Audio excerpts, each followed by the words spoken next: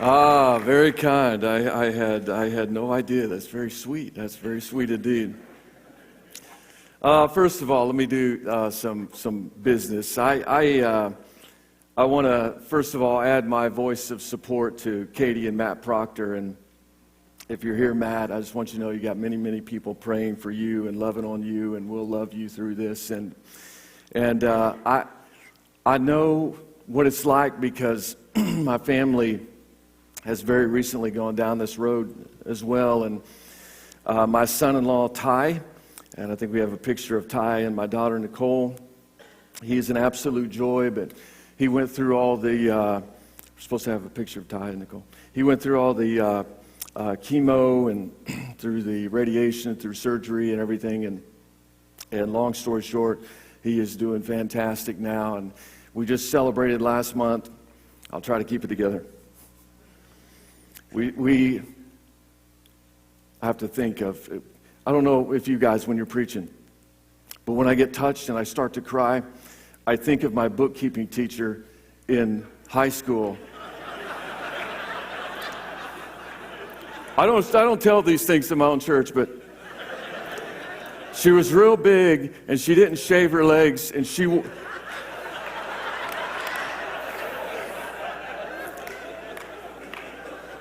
pantyhose over the hair. And so whenever I get emotional like this, I just think of her legs, and it just clears me up real quick.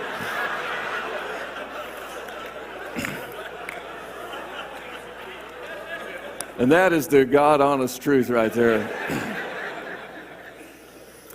But anyway, we just celebrated last month 1 year of him being cancer-free.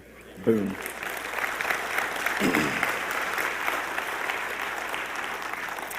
So wonderful. But for the Proctors, our prayers are with you. Our church is praying for you as well, and we're happy to bang on the doors of heaven on your behalf. And I hope that you will do that too. And keep Matt in your prayers as well, because sometimes when you go through something, and I don't know if you're like me, but sometimes it's harder to watch someone you love go through something than it is to go through it yourself. And so keep praying for Matt as well. So how's everybody doing, first of all? Y'all good? Good to see you, man. This is fantastic to be here. My name is Tim, as was stated, and I bring you greetings from the Republic of Texas. We have to cover all my bases in case we secede from the nation while I'm gone, but I'm curious, are there any other Texans in the house? We have any? Oh, yeah. God bless you. I knew I felt it up here. But it's an honor to be standing here today. I was a part of this student body about 1,000 years ago, back when it was still Ozark Bible College. There was no AC in the dorms at all. There was one telephone, and as a pay telephone per floor. Al Gore had not yet invented the internet, so we didn't have computers in our rooms. And Ken Idleman had a mustache. And I know it's difficult to imagine living in a world where Ken had a mustache, but that's the world that I come from. But let me cut to the chase and say, I know the reason that you're here today at this session this morning in the snow and everything is because you need help with your love life. And you may or may not get that help today, I'm not for sure, but we are going to delve into the Song of Solomon.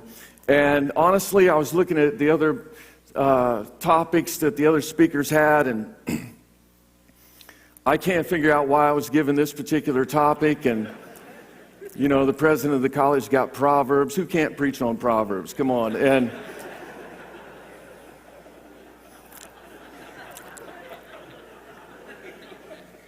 it's true, isn't it? I'm just saying there's a lot there. So I get this book, but I'm okay with that because I probably wouldn't come back to my own college and preach on this subject. So I've been pushed a little bit today, and I'm okay with being pushed. I like being pushed. And it has caused me to plan a series for the Song of Solomon, which I'll be doing after Easter in my own church this year. So if you're looking for some sermon material, join me after Easter. Or maybe if you have some sermon material, join me before Easter and send it to me. But anyway, let's pray, and then we're going to jump into this 3,000-year-old love fest still in progress, all right? Lord, I love you and I love your word, and I thank you that you've got this way of just kind of pushing us out of our comfort zone at times. And that's obviously what you've done with me on this trip. So as we get into this book and we venture into this love song today, I pray that you will guide us, and that when we're done, that we would be freed up and we would be motivated to love passionately as you have intended for us to love. It's how you planned us. It's how you created us. You gifted us for it, Lord. Help us to get there. I pray this in your Son's name. And all the people said? All right, we are looking at a love song today, which is right in my wheelhouse, actually, because I love songs. And I'm not the most romantic guy in the world, and if you ask my wife, she'll probably admit that to you. But I do love songs because, and it's not for the reason you might think, I love songs because love songs are hilarious. And I think that's because when people are in love, they sort of lose their grip on common sense. I'll say it this way, people get stupid when they're in love, right? A while back, true story, all my stories will be true today, so I don't have to say that every time. I had a guy come to me at the prayer time after the service was over, which is common. People come up to the front for prayer all the time. But he comes up to me and says, Pastor, I'm a little concerned. You know, I've got this relationship with this woman in my life. I'm just a little concerned about it today, and I would like to ask you for prayer. And I said, I'll pray for you, but give me a little bit more to go on what's happening in your love life. And he says, well, I'm involved with this very beautiful woman, and she's so sweet, she's so kind, she's so loving, but I haven't met her yet. And how many of you would that raise a red flag if that was you? Yeah.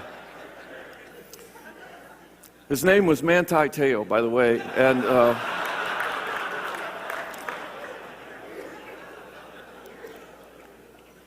please don't laugh. His girlfriend just passed away. Be nice to him. So,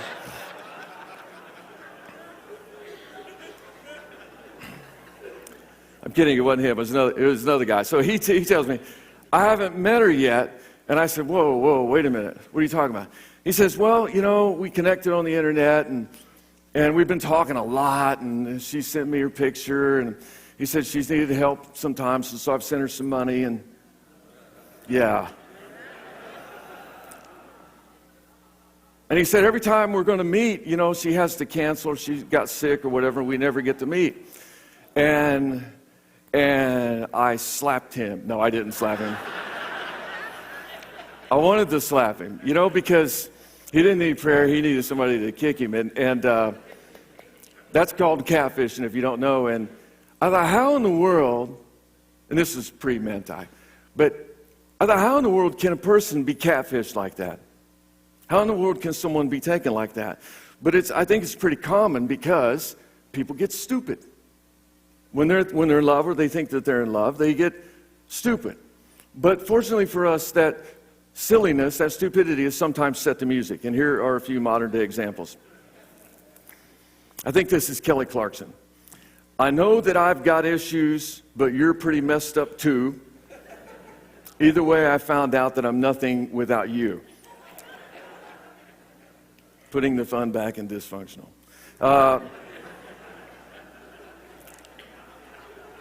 Here's one that was popular in my youth, and maybe, I don't know if there's any guys here that were in school when I was in school, but you probably remember this one.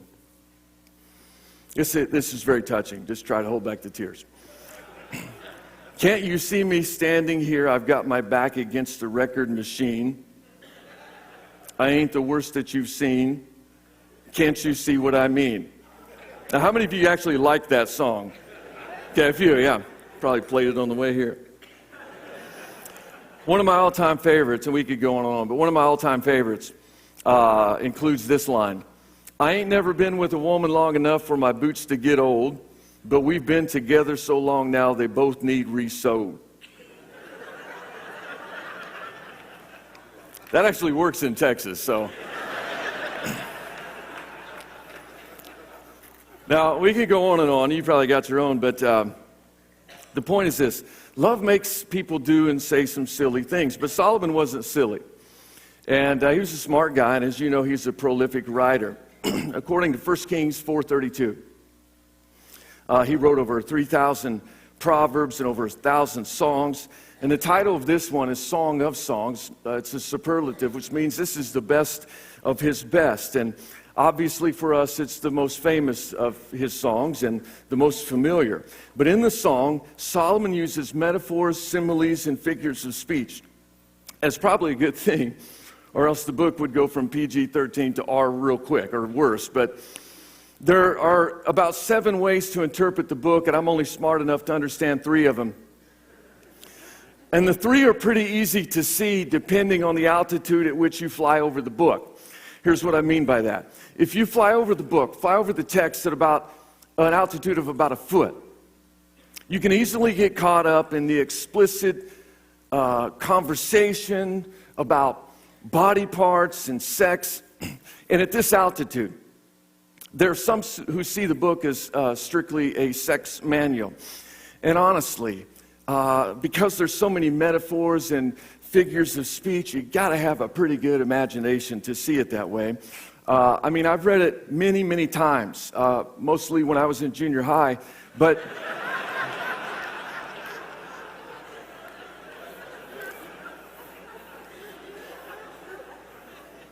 my mom and dad were in the ministry, so I was like, did you read your Bible today?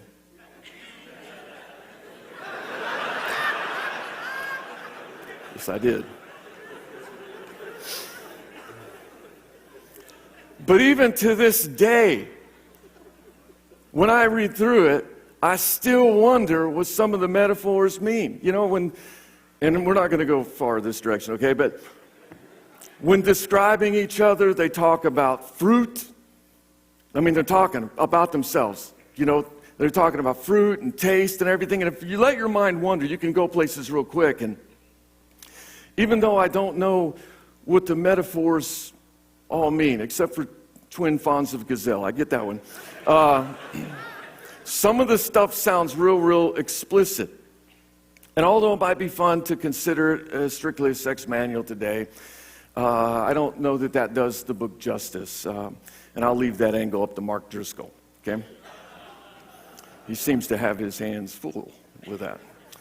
Now, if you increase your altitude from 1 foot to about 100 feet, and you look again at the book, you see it not just as a sex manual, you see it more as an expression of romantic love between a husband and a wife. And I honestly believe that that's a very valid approach. The entire book it shows us God's design for a man and a woman living in the context of marriage, caring for each other spiritually, emotionally, and physically. And certainly when I do the series in my church, I'm going to spend a lot of time on that particular interpretation. I think it's an important topic nowadays, by the way. And there's a lot of things that you can talk about in church, but I think nowadays, with so many people living together and so many alternative lifestyles and weird things going on, that we as pastors and teachers and ministers and preachers need to elevate traditional marriage again and again and again every single chance that we get. So,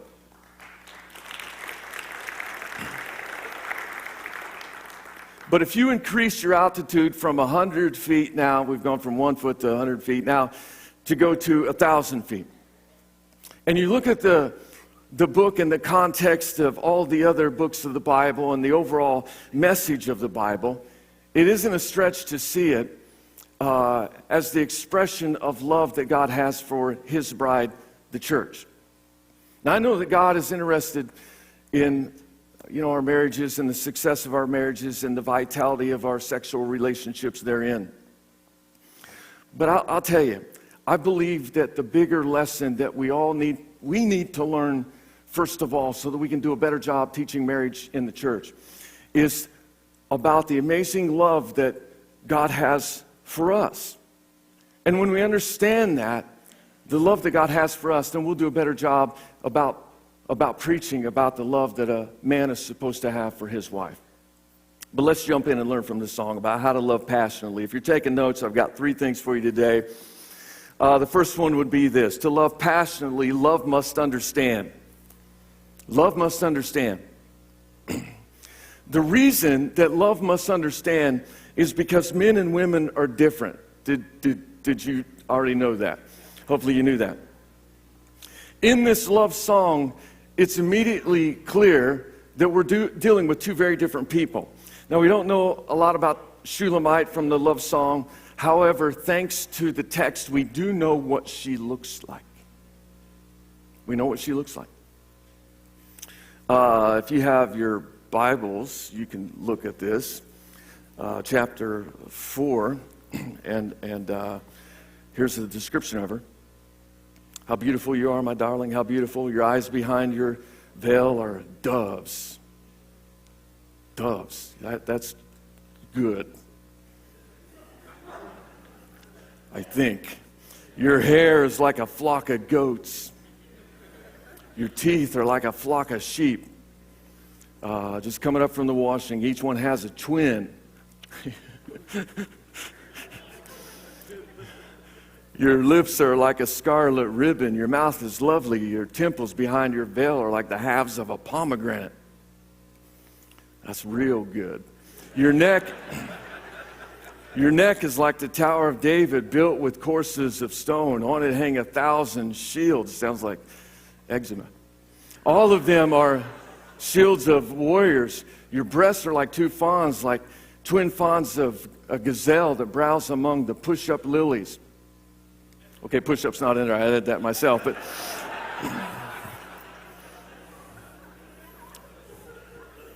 I'm sorry. But we created a video, and for some reason it doesn't work. Here we go.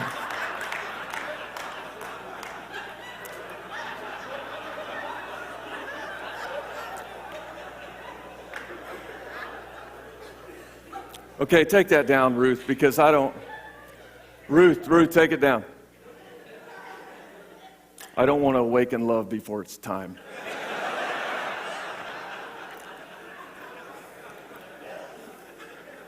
I'm sorry, single guys, that we did that to you. Did look like the cover of Sports Illustrated, though, didn't it? So that's one of the things we know about. We know a little bit about what she looked like, but there are some additional things that we know about her. Some from the text, others we read between the lines, basically. We know within the first few verses that she and Solomon are from two very different social classes. He's king. She's obviously a country girl. She was relatively unknown. In other words, she's a nobody. She's undeserving status-wise.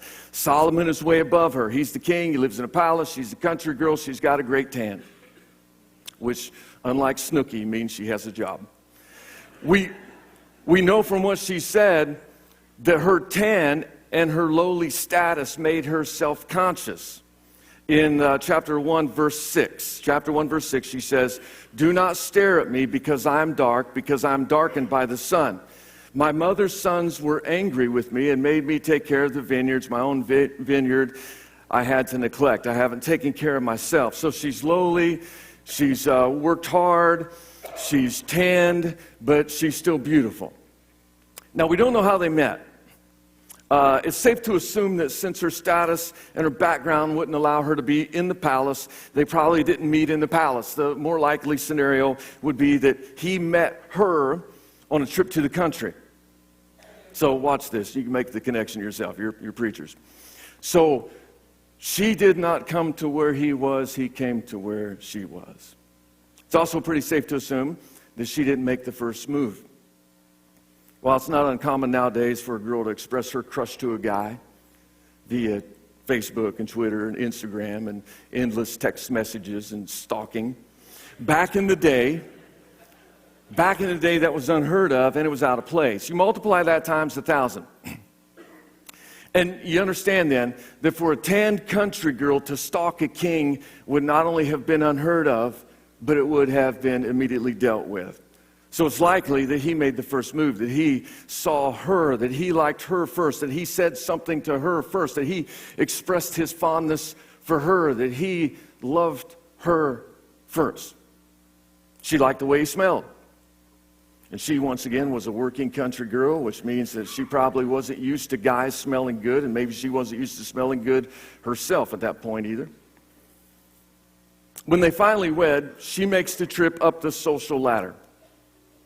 Instead of him coming down and living out at her place, she comes to live in his place at the palace. We also know that Solomon's love for her is intense. So we have two very, very different people who are, we see it in the text, are dwelling together now with understanding. Even though they're very different, they've come together in an understanding way, which reminds me of what we're told in the New Testament. In 1 Peter, it says that we are to love our wives in an understanding way, to live with them in an understanding way, to dwell with them, I think the King James says, to dwell with them with understanding or with knowledge. In Ephesians 5, we're told to love our wives as much as Christ loved the church. We are not perfect, and yet Jesus loves us anyway. And when you have a wife and you follow the example of Jesus, you love her just as much as Christ loved the church. And that's because you can do that because your love for her is not based on who or what she does, but it's based on who she is. She's not perfect, but she's your wife. I know maybe there's some guys in the room saying, it's easy to say, but my wife, she's been, a little lately, she's had her difficulties. She's been a little bit crazy. And every time somebody tells me that at church, I always tell them the same thing. Your wife is crazy. She married you. So just move on. Just accept it and move on. My wife, and women, you'll have to admit this. For the women that are in the room, you have to admit you're a little different sometimes. All in a good way, but just a little bit different. And I'll give you some examples from my own life, from my own wife. And she's not here, so I can talk about her. She never ceases to amaze me. When we go somewhere, before the night is over, she'll be carrying her shoes. And I'll say to her, it happens every time. I say the same thing, she says the same thing back. You need to get some shoes that are comfortable. Because her feet are hurting, so she takes off her shoes. You need to get some shoes that are comfortable. She holds them up in her hand and says, but I like these. I'm like, but they're on your hand, not your feet. That doesn't make sense. She has 42 pillows on our bed. I have one. She has 20 bottles of I don't even know what it is in our shower. I have one. The other day I came home and she had gone out shopping. And I was going to take a shower, and there was another bag of bottles of stuff. I don't even know what this stuff is. Maybe somebody can explain it to me later. But just bottles they're purple and they're tan and they're all, flowery. And they're out in front of the shower door. I'm like, what is the deal? And I moved those, and there was more inside that she had bought. I don't understand that. Once again, maybe somebody understands that. Explain it to me someday. But wives can do things that are hard to understand. And I think most wives know that. But for the men now, if you're going to be a real man, no matter if she does strange things or not, you have to love her just as Jesus Christ loved the church. No matter what she does, no matter how different she seems to you, you love her absolutely. You love her, period. We're not perfect, but Jesus loves us anyway. Your wife is not perfect, but she's yours, and you're to love her like Jesus Christ loves the church. I had a guy in my church that was whining to me about his wife. Which is not uncommon, but he tells me, it's just not the same. She's not the same. She's not the same. She used to look this way, and now she's let herself go a little bit. And she just doesn't look like she used to. And as he's telling me this, I'm sizing him up. I'm looking at him. And he's like middle-aged with a pot belly, thinning hair, a creeper mustache, and bulgy eyes.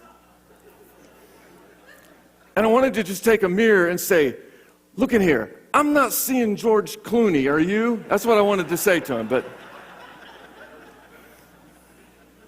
we change. I know we do, but Jesus never walked away from the church even when we were at our worst.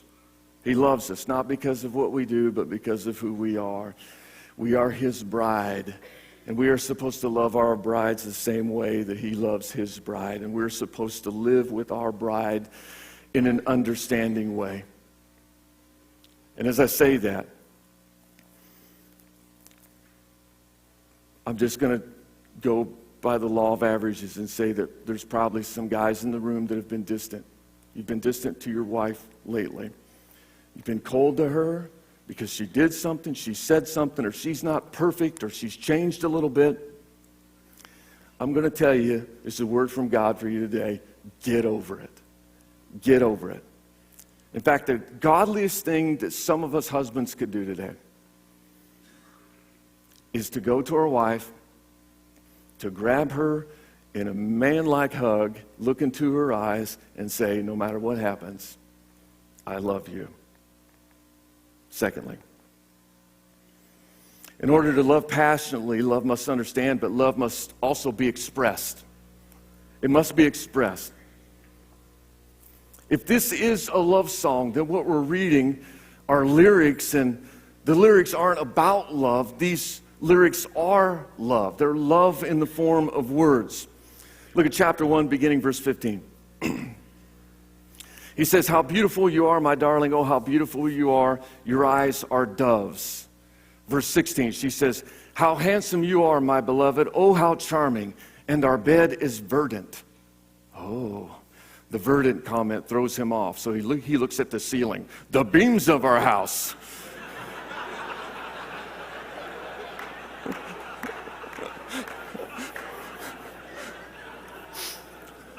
Change the subject.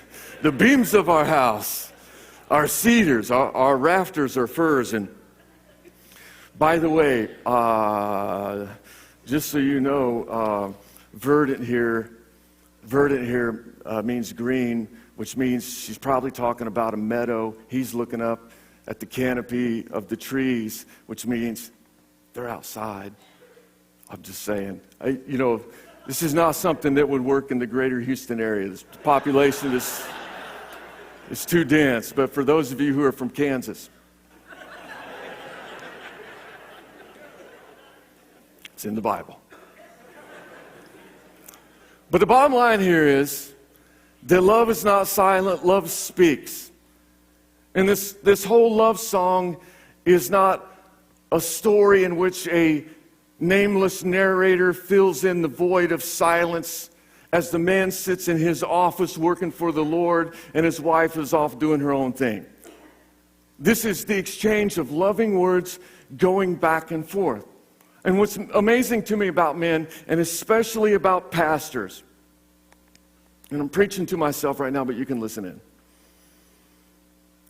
We can talk all day long. Somebody tells us you got 20 minutes, we can use 40. And we talk about love, and we can, pray for people's marriages, and we can counsel people like Dr. Phil and tell them how to have a better marriage. And then when we're alone with our wives, we don't have much to say unless it's about the church or about the kids.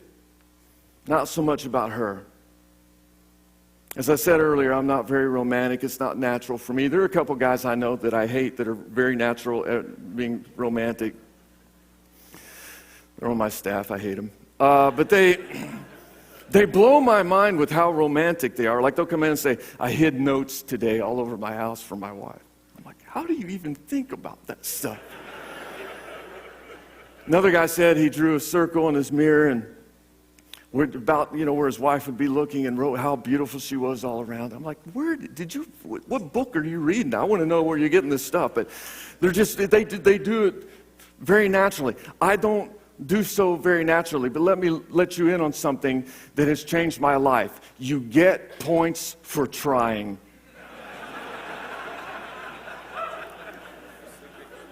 It's true, man.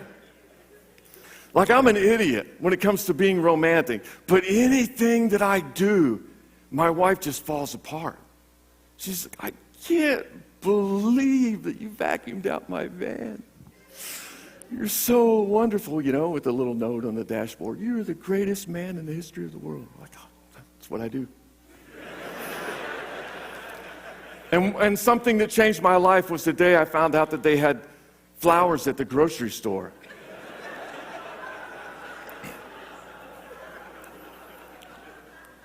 That's a win-win. I'm telling you. You go pick up the milk and you get $5 worth of flowers and you have a great night.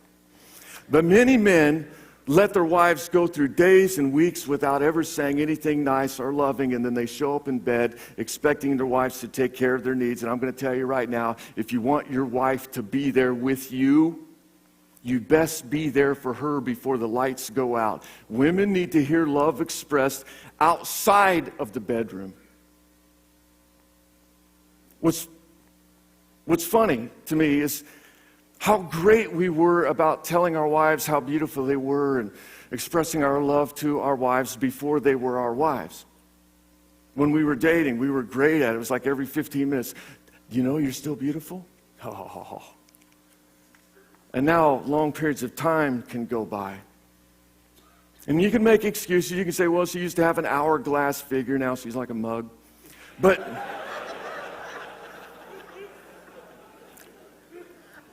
there's no, okay, I'm just going to tell you, there's no excuse. I was voted best hair in my high school. God help me. I was voted best hair in my high school. Things change. You know, all of us change. Our bodies are changing. Maybe that's why Solomon said, I think over in the book of, I can't remember where it is now. Forget about it. Rejoice in the wife of your youth. Because he knew that the wife of your youth is going to get a little older along with you. And that you should rewind your mind back to that day and say, this is the same girl. Rejoice with her. She's sticking with you. Oh, she's getting older, yeah. Things have changed, yes. But that's still that same girl. Love her and express your love to her. And then one more point for you. To love passionately, love must make the other person better. It must make the other person better. We know from Ephesians 5, the men are to love their wives and wives are to respect their husband. And there's books written on that, love and respect. In chapter 2 of this song, Solomon is making her feel beautiful and loved. In verse 2, he says, like a lily among thorns is my darling among the young women. He's prizing her. He's elevating her. And she is giving him respect. Look at verse 3. Like an apple tree among the tree of the forest is my beloved among the young men. And because of their understanding of their differences and their love being expressed to each other, they're making the other person better. And they could not wait. If you read through the book, you know this. They couldn't wait to be together. Now, I want you to step, if you're married, kind of step away from your marriage for a moment so you can get a little objectivity about this. If you have a friend that comes into your life every so often, and when they come into your life gets more difficult, that's not the kind of friend you want or that you need, right?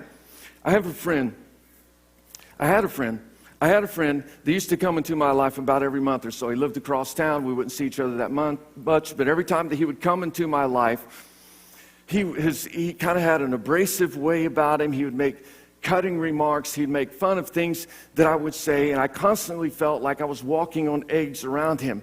And the last time that he visited, the only comment that he made about my life and my things was that my house needed a coat of paint. Then, every time when it was time for him to go, he would hug me and tell me he loved me and how I'm a great friend, and he'd walk out the door and he'd say, let's do it again. I'd be like, okay.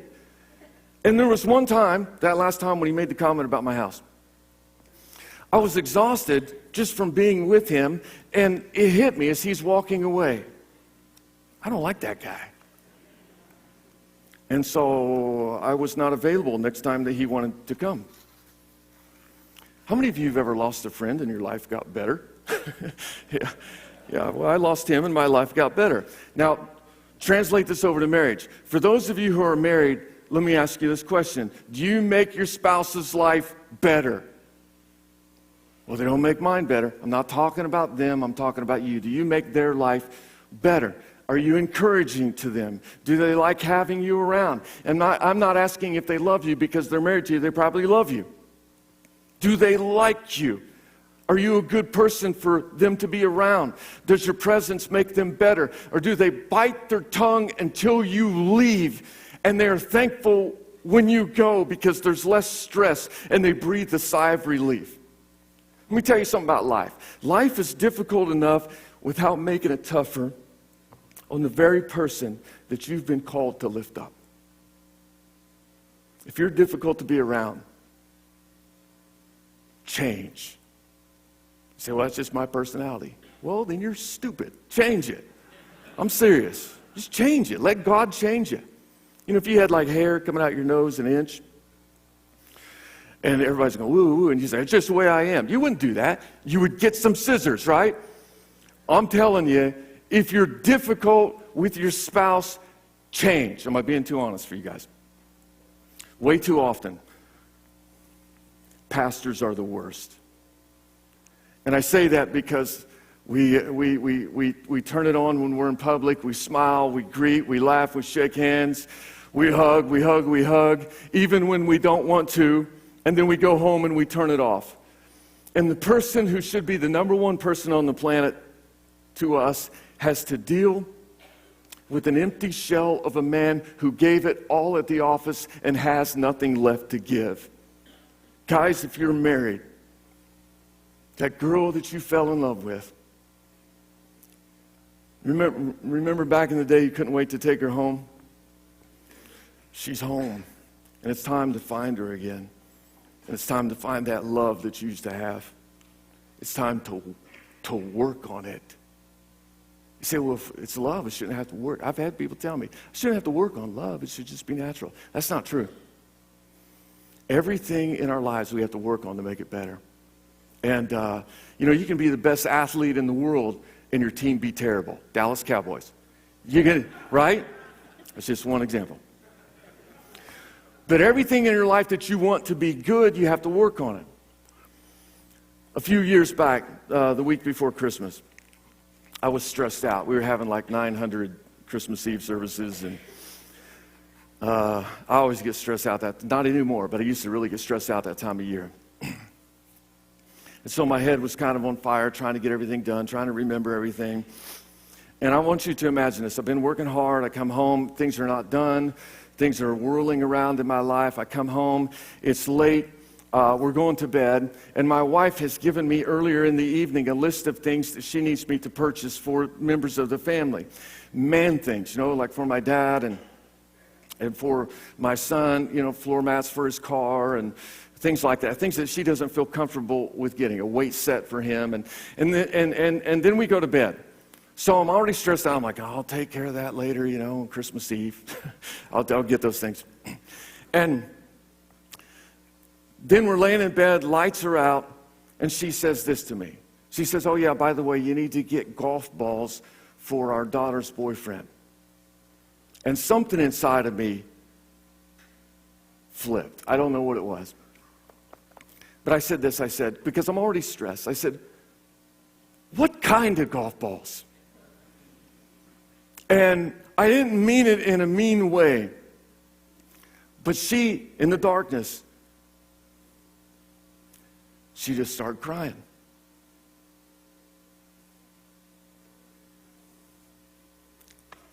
She rolls over, facing away from me. And I didn't say a word. In my head, I think it's a legitimate question. There are so many kinds of golf balls. So many preferences, then.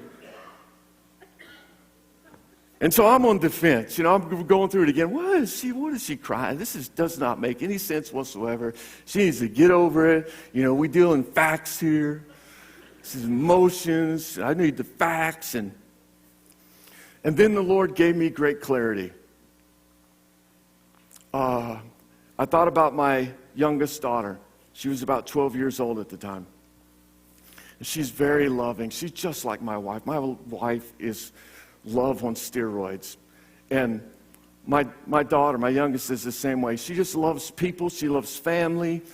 She just wants to grow up, and this is the honest truth. She just wants to grow up and find a man and love him with all of her life and have a family and give her love to that family. So I'm thinking about my sweet, kind, loving daughters. I'm laying in bed, and then it hit me.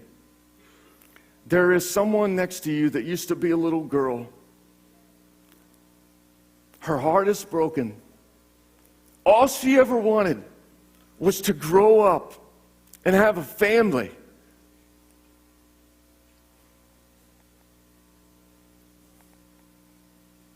To love and to be loved.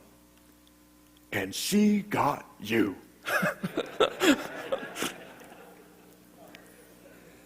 And I thought, you know what, if that was my daughter, if I was watching this from some distance and that was my daughter and she was laying in bed with her stupid husband who had no feeling for her whatsoever, I said, what would happen in that scenario if I knew that? I said, I would break down this door and I would kick that jerk's butt is what would happen. And I thought, well, somebody needs to kick yours. From that day forward, and this is going to offend somebody, and that's okay. Just email me at tim@idon'tcare.com.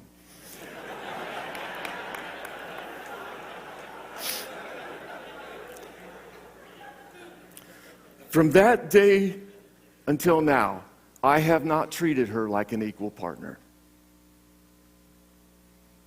She used to be my partner. We're on a team. We do the church. This is what we do. She's a preacher's wife. She's got to be able to take it. Let's go. Let's do the work. We're on the same team, and I treated her like an equal. And from that day forward till now, I've not treated her like an equal. And that's exactly the way that God wants it. 1 Peter chapter 3, verse 7. Husbands, in the same way, be considerate as you live with your wives and treat them with respect as the weaker partner and as heirs with you of the gracious gift of life, so that nothing will hinder your prayers. So they're equal to us in the kingdom of heaven, but here on this earth, they're more fragile. They need to be handled with care. We're supposed to protect them emotionally, physically. And some of you need to hear that because you're treating your wife like a man. She's not a man. She's not on your team. She's not just another team member, I should say. She's a woman. You're strong, not so that you can use your strength against her, but so that you can protect her. Now, let's increase our altitude because I got to quit. In the song, we have the scenario that sounds much like the love of God for his bride, the church. Remember, 1 foot, it's a sex manual, 100 feet, romantic love. Now we're up at 1,000 feet. And we see the similarities. We don't meet God in heaven. He came to our lowly earth to meet us. I'm pretty sure he would be considered high above us on the social ladder, but that didn't matter to him. He loved us anyway. We love him now because he first loved us. He smelled good, and we smelled like the sweat of our own works. When we first meet our Lord, we're self-conscious, knowing that we don't measure up and we're undeserving of his affection and his love and his grace. But because he loves us, we love him all the more. And he welcomes us into his family, and he lifts us up from our lowly place. And people in our church need to hear about God's love for them from the pulpit.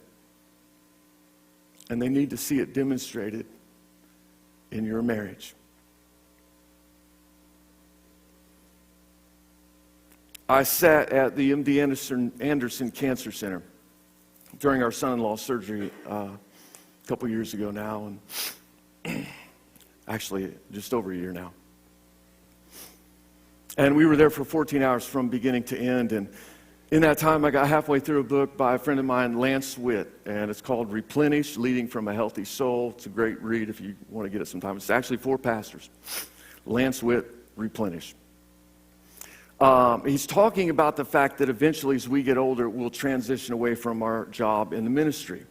And if we're married, the only thing that we'll have is the relationship that we're working on now. And he talked about it in regards to our relationship with God, but I want to use it to illustrate how important it is that we work on our marriages while we're working in the church, okay? I'm going to read this, and then I'm done, all right? He says, the spotlight is fickle. It doesn't last long. It'll always turn toward the next rising star. Even if you're in the spotlight today, obscurity is coming again. It's inevitable. When the spotlight is gone, what you have left is the relationship. That's why paying attention is so important. Someday the trappings of your work will fade away, and all you'll have left is the relationship. Will that be enough? He says, yesterday I was on a flight with a quite elderly lady. When she got out into baggage claim, her husband was sitting on a bench waiting for her. When he saw her, he lit up like a Christmas tree. With cane in hand, he moved toward her and kissed her like a newlywed. It was awesome. I don't know what kind of life this couple has shared. They might have had a successful business. They could have made a lot of money. They might have been famous for all I know. But now they're in their twilight years. Their looks have faded. Their physical strength is diminished. There was no fanfare upon her return, no limo, no media, no spotlight. There was one person to greet her, but that one was enough. It was the person with whom she'd shared her life. They have each other, and that's enough. Obscurity didn't matter. Their relationship did. Someday the trappings of your work in the church will fade away. We'll move out of the office. We won't have a business card or title. The spotlight will turn to someone else. But obscurity won't matter. What matters is the relationship. And if you want the relationship then, you must work on it now. Love passionately. God bless.